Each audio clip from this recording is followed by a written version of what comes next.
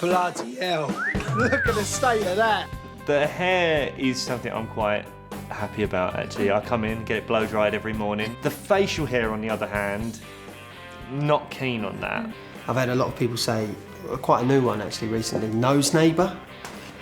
Never heard of that in my life until I grew this. It's a really dodgy looking tash, like the facial hair is really dodgy. It's an unfortunate time for facial hair for men. So funny, they've got to keep this for 3.5 months. Tommy went to his mum's wedding with a huge moustache.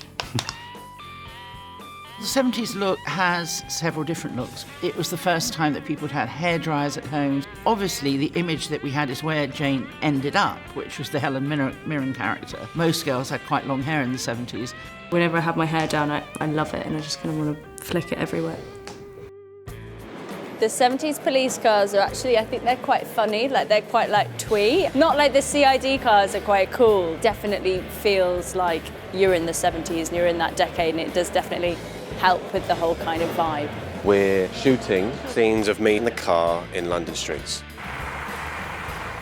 It can be a little strange being in a car that's not moving. But the one thing that they always tell you is like you have to turn the steering wheel a little bit. The gravity of a car like sends you moving rather than you have to move yourself. I can't see the projection. All I can see is a crew and Julian behind the camera.